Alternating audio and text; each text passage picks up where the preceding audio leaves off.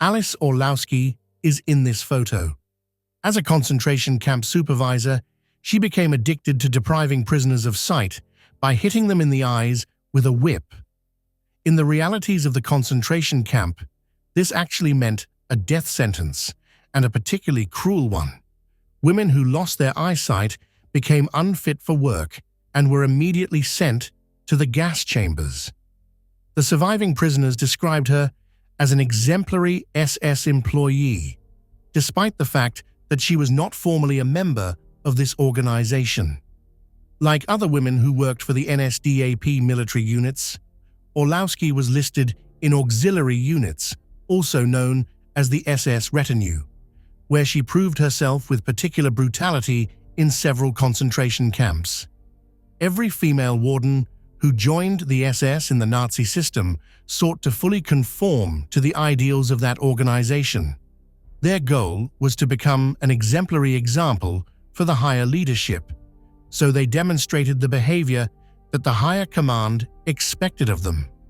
In cases where it was necessary to use physical violence or humiliate prisoners in order to obtain the approval of their superiors, they carried out these actions without hesitation or delay. It was this approach that opened up the possibility for them to be promoted to senior positions in the concentration camp system.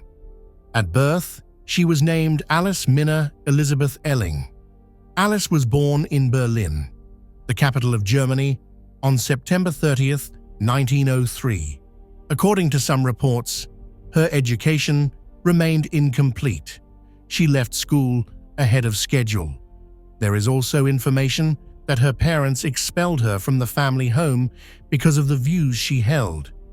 She is said to have had a romantic relationship with a Russian master jeweler, with whom she later married. However, these facts are not confirmed by any official documents.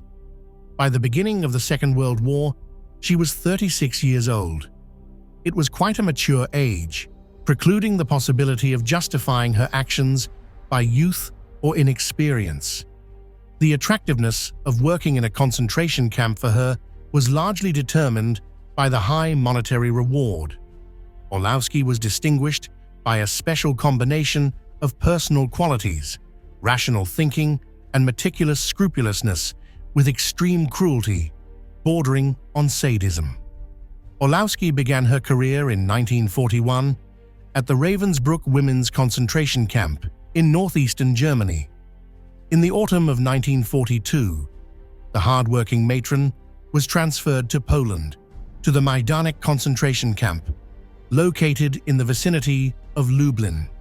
Here, under the guidance of Deputy Commandant Hermine Braunsteiner, she forced women into gas chambers.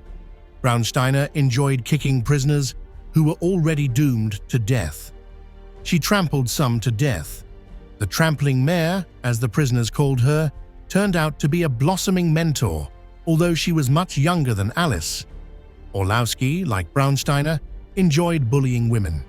She also invented her own branded atrocities. For example, when the gas chamber was filled to capacity, Orlowski grabbed small children and threw them over the heads of adults. After a while, Orlowski got a promotion.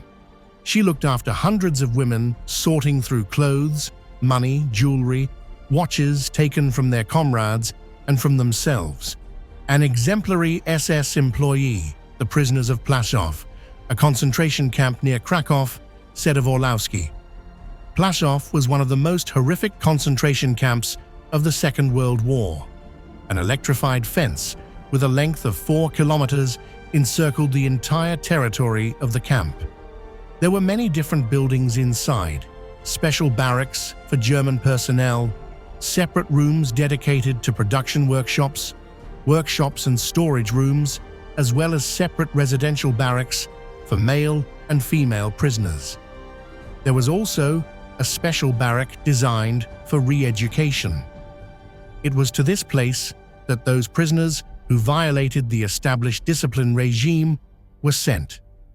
Plaszow was a forced labor camp where the people held they were in fact in a servile position. It is quite natural that the death rate among prisoners reached critical values, with women and minors being the most vulnerable, who died en masse as a result of typhoid epidemics and extreme malnutrition. At this new duty station, she assumed the position of the closest assistant to the Commandant, SS Untersturmführer Amon Goethe. It was Alice who he entrusted with the storage of all documentation containing information about mass executions. The careful and punctual Orlowski kept these documents until the end of the war, after which she destroyed them. After receiving information about the approach of the Red Army troops to Krakow, the Nazi leadership decided to completely destroy the concentration camp. In an attempt to cover up the traces of their crimes, they removed the bodies of previously buried prisoners from the ground and set fire to them. By the time Soviet military units arrived at the camp, not a single person remained there. It is estimated that over the entire period of operation, about 150,000 prisoners passed through Plaszow. The vast majority of them were of Jewish nationality. During her service in Plaszow, Orlowski's previous sadistic tendencies were supplemented by new ones. She became addicted to depriving prisoners of sight by hitting their eyes with a whip. In the realities of the concentration camp, this actually meant a death sentence, and a particularly cruel one. Women who lost their eyesight became unfit for work and were immediately sent to the gas chambers. Later, in Alice Orlowski's career, Auschwitz-Birkenau, also known as Auschwitz, was listed as the most notorious concentration camp on Polish soil. From there, in January 1945, she escorted prisoners to Wodzisław Ślęski in German Loslau, when the so-called death marches began. The evacuation of prisoners of Nazi Germany's concentration camps from occupied territories to camps inside Germany as the Allied forces approached, which led to numerous casualties. Former prisoners later testified in court that during the death march, Orlowski's behavior had undergone drastic changes. Compassion seemed to have awakened in her. She soothed the sobbing, gave water to exhausted women, and camped out with them in the open. However, there is a possibility that Alice assumed that such testimonies from the captives would soften her fate after the end of hostilities. And if the assumption is correct, then part of her calculation has borne fruit. The circle ended. On the eve of the fall of Germany, Orlowski returned to Ravensbrück, where she had once started her career. After the liberation of the Ravensbrück prisoners by the Red Army in April-May 1945, Alice Orlowski was deported to Poland. The investigation conducted by the Supreme National Tribunal focused mainly on her actions related to Auschwitz-Birkenau and the Death March. At the first trial, held from November 24th to December 22nd, 1947, in Krakow, Orlowski was sentenced to 15 years in prison. Orlowski was released early in 1957 after spending 10 years in prison. Upon her release, she moved to the territory of Germany. In 1973, while working behind a counter in the city of Cologne, Orlowski publicly expressed outrage that only half the work had been completed, implying the extermination of the Jewish population. She is also credited with stating that the process of pouring beer takes twice as long as it took to kill all Jews.